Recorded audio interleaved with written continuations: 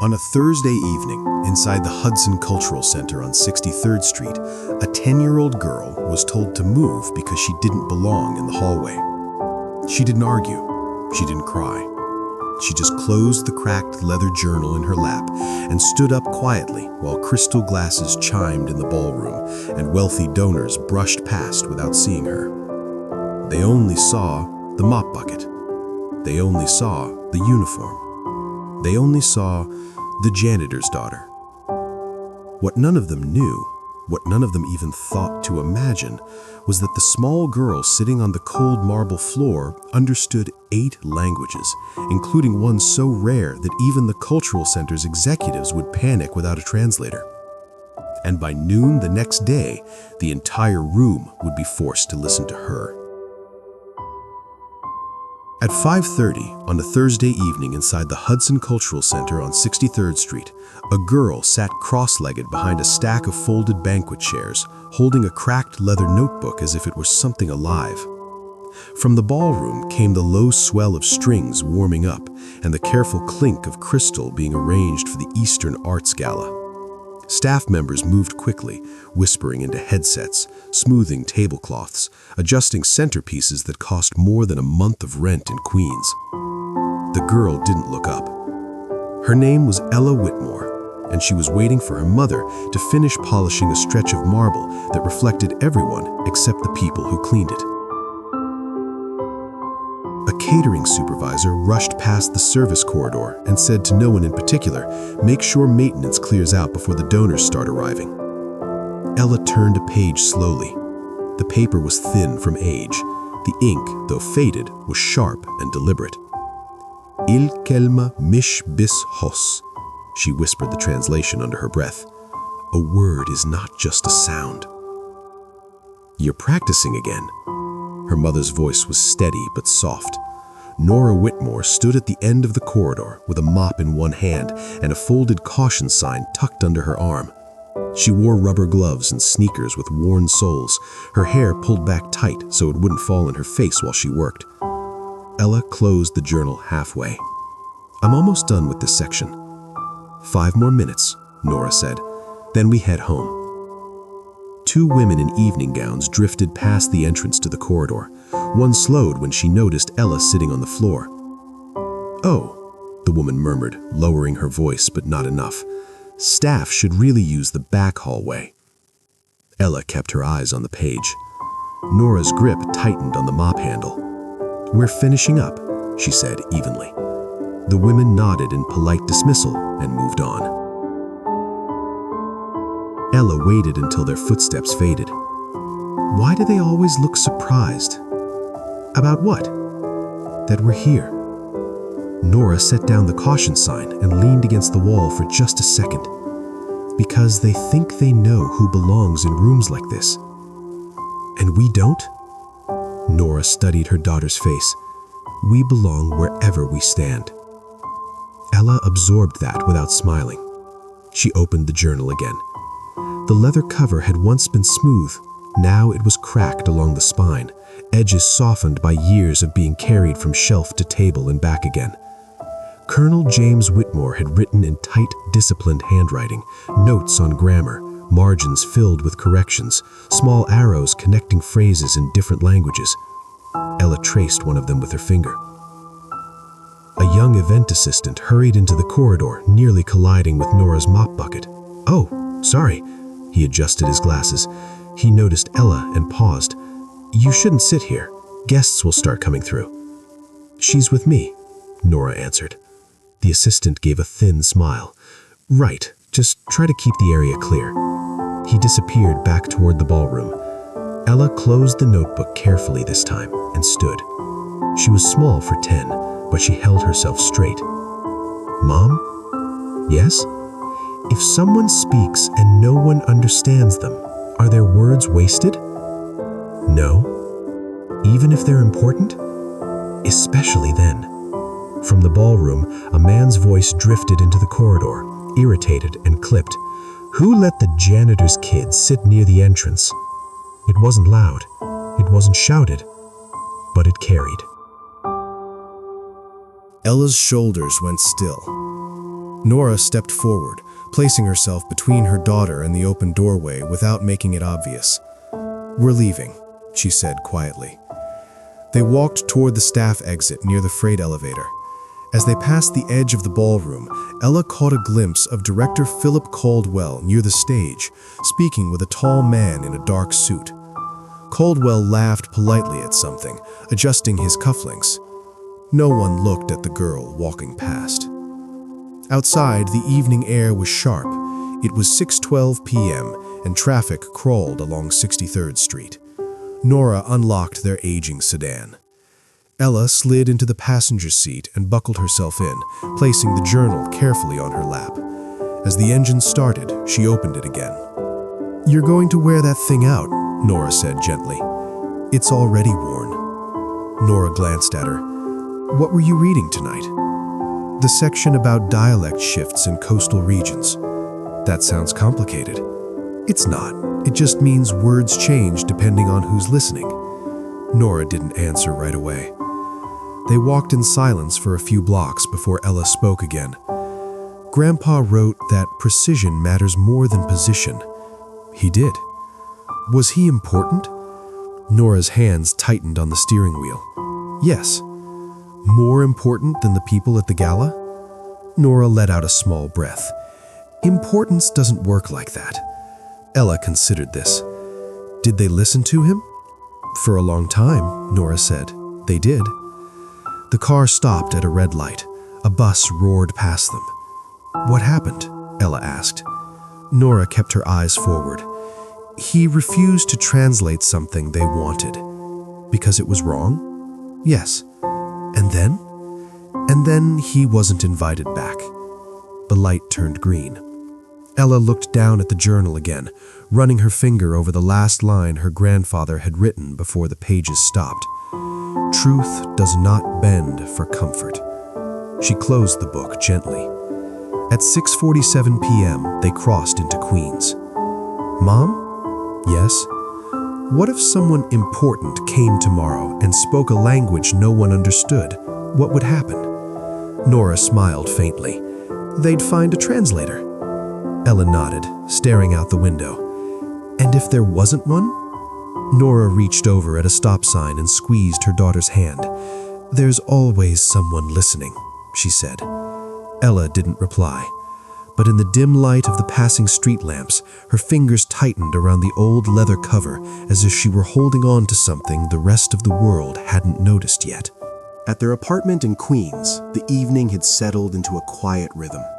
The small space smelled faintly of chamomile and the damp scent from the mop earlier that night. Ella sat at the narrow kitchen table, her journal open beside a stack of notebooks covered in scribbles, arrows, and little notes in the margins. Maps taped to the walls showed the routes of ships and trade lines she had traced from her grandfather's notes. Each page felt alive, like it was waiting for her to breathe meaning into it. Nora placed 2 steaming cups of tea on the table. "Show me," she said, settling onto the edge of the chair, her tired posture softening with pride. Ella didn't smile. She straightened her back, lifted her chin, and waited. "Ask me something," Nora suggested. Ella tilted her head, thinking. "Tell me what trust means in Maltese and how it changes in formal agreements versus everyday conversation." Nora watched as her daughter answered fluently, explaining subtle nuances and shifts in meaning. The older woman listened, silent, letting Ella speak, her eyes tracing every motion, every inflection. When Ella finished, Nora finally said softly, "Your grandfather would have loved hearing that." Ella's fingers lingered on the leather cover of the journal. Why didn't he stay? Nora's hand paused mid-air, brushing the rim of her cup. "He did stay, as long as he could. But he left the center before I was born," Ella said, plainly. "Yes," Nora said. "Why?" Somewhere deep in the quiet, Nora's voice dropped nearly to a whisper. "Some people don't like it when the truth complicates business." Ella tilted her head, absorbing it. "He resigned?" "Or they made him," Nora said, her jaw tightening for a brief second before softening again. Ella studied the journal in front of her. "He taught me words that people don't even hear." "That's right," Nora said. Her fingers brushed the table as if she wanted to hold on to her daughter and her father at the same time. You learn because you love it, not to prove them wrong. Ella nodded slowly, but something in her eyes said she wanted both. She picked up a notebook and traced a line of ink. Her grandfather had filled the margins with notes in 8 languages. Sometimes he would write the same phrase 3 times, each time with subtle shifts in meaning. She had memorized them all. Nora sipped her tea, watching her daughter. "You know," she said quietly, "I never wanted the world to see how bright you are before you were ready. People can be cruel in ways you don't expect." Ella didn't flinch. She had heard dismissive comments before, at the center, at the gala preparations, in passing glances. She had learned to let them slide past like water over stone. "But," Nora added, "the right people will notice eventually, and when they do, you'll need to be ready." Ella nodded again, and this time a small spark of determination lit her eyes. She traced a sentence in Maltese, then repeated it aloud, carefully. Il verita ma tinbidlsh al comodita. Truth does not bend for comfort, Nora echoed softly. Ella closed her eyes for a moment, letting the words sink in. Then she whispered, "I want to be ready." Nora reached across the table and gently touched her daughter's hand. "You already are in ways they can't see yet." Outside, the city hummed faintly, the distant subway rumbling beneath their apartment.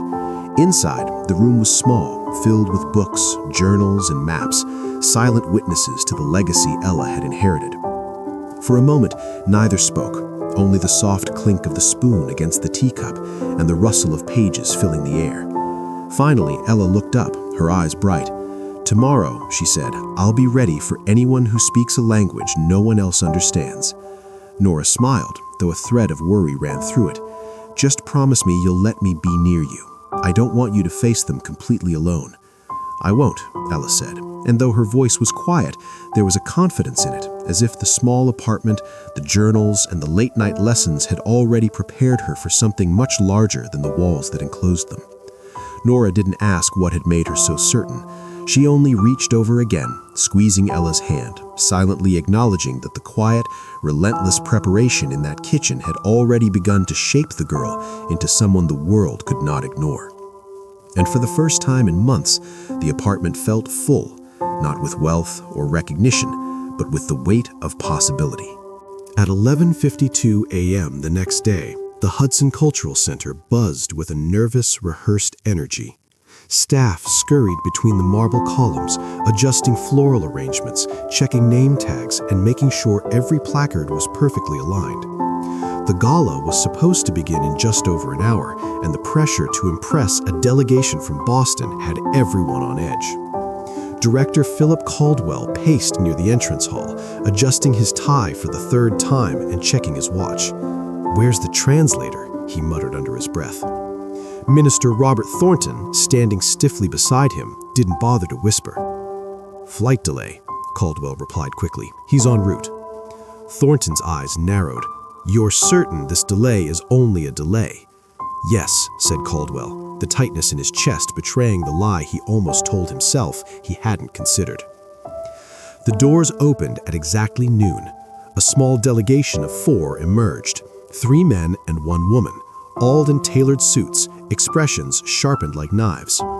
Their spokesman, an older man with silver hair, stepped forward first. He spoke immediately, a string of syllables and tones that rippled across the room like a language no one had heard before. Coastal Maltese, precise and formal, with subtle inflections that would have eluded most interpreters. Thornton blinked, then frowned. Caldwell forced a tight smile. "Welcome to New York," he said. The spokesman continued, hands folded neatly, his voice calm but expectant. Silence followed, not the polite kind, but the thick, nervous kind that makes a room hold its breath. Caldwell glanced at Thornton. Thornton glanced at his assistant. No translator had arrived. In the service corridor behind the ballroom, Nora froze, her hands gripping the mop handle she had left leaning against the wall. She looked at Ella, who was crouched behind a stack of chairs, her leather-bound journal open. Her eyes scanned the words on the page as if the letters themselves were alive, whispering their meaning directly into her mind. "They're speaking the coastal Maltese dialect," Ella said quietly, almost to herself. Nora's stomach tightened. Ella, you shouldn't. But before she could finish, Ella had already stepped forward, moving into the edge of the room, her small figure almost swallowed by the grandeur around her. The spokesman paused mid-sentence, glancing down at the girl with a hint of curiosity. Ella's voice rang clear, steady, and precise. She translated, carefully balancing every nuance. The older man's brows lifted in surprise. Thornton straightened, crossing his arms. "Who is this?" Director Caldwell didn't take his eyes off her. "Translate his last sentence again," he said quietly. Ella did, enunciating each word as if it had been practiced 1,000 times. Then she explained a subtle cultural nuance that the spokesman himself hadn't expected anyone outside his region to catch. The room shifted. Gasps weren't loud or dramatic. They were quiet acknowledgments, tiny shuffles, the slight straightening of posture, the involuntary step back from someone who had underestimated her. Nora remained near the doorway, her hands trembling just slightly, heart hammering. Pride warred with fear in equal measure. For 20 minutes, Ella moved seamlessly between speaker and listener, translating question and answer, observation and explanation, keeping the delicate thread of conversation alive. When a proverb rich with cultural weight appeared in the dialogue, she didn't just translate the words, she conveyed the intention, the subtle social meaning embedded in the syntax. Thornton's frown deepened, a flicker of disbelief in his eyes. Caldwell watched her, measuring every inflection, every pause, every precise choice she made. The Boston spokesman, silver-haired and stoic, leaned forward, speaking softly. Ella listened, then repeated the sentence in clear English, conveying the exact tone and weight intended. "He says," she said, "that precision is rare, and that it usually comes from discipline, not talent." Thornton exhaled slowly, an edge of grudging acknowledgement softening his posture.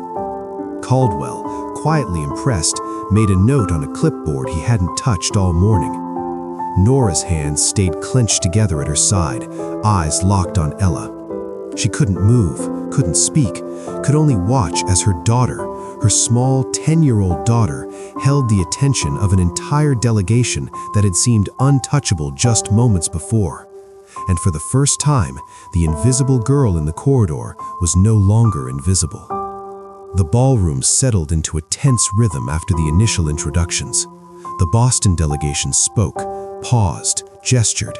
Each time, Ella translated without hesitation, her voice steady, crisp, and measured. She didn't rush, didn't stumble, and didn't let the adults around her fill the gaps. Nora stood near the doorway, heart thundering in her chest, her knuckles white as she gripped the mop handle she'd abandoned earlier.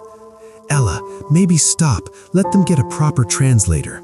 "No," Ella whispered back, almost to herself. "I can do this." Director Caldwell watched from the edge of the stage, quietly impressed. He noted the way she shifted her weight, her calm composure under scrutiny, the subtle inflection she added to match the spokesman's emphasis. Every word, every pause, every nuance was exactly right. Thornton's brow furrowed deeper with each line she translated. He stepped closer, a leather-bound portfolio in hand. "If you truly understand these dialects," he said, his tone cold and challenging, "translate this." Ella didn't flinch. The adults in the room waited, silent except for the soft hum of the heating system and the distant clink of silverware being polished in preparation for the gala. Thornton opened the dense document, filled with complex trade terminology and phrases in archaic Eastern dialects. He glanced at Caldwell, who gave a small shrug. Caldwell knew better than anyone that this was a test, not of knowledge, but of composure. Ella's fingers hovered over the pages, tracing the lines almost instinctively. She spoke each phrase clearly, choosing words that carried the original meaning without distortion. When technical terms appeared, she used context and subtle interpretation to convey their significance without oversimplifying. A murmur ran through the delegation. The spokesman's lips pressed together in surprise. Caldwell felt a faint smile tug at his own lips, but he kept his expression neutral. Thornton's eyes narrowed deeper, a flicker of disbelief showing through his rigid demeanor. When she finished, the room was quiet for a long moment. Then the spokesman spoke to her softly in Maltese, a question layered with cultural nuance. Ella listened, nodded once, and translated it back to English, conveying not just the meaning, but the intent behind the words. Thornton finally exhaled, a reluctant acknowledgement escaping him. "Impressive," he said, his voice quieter than before.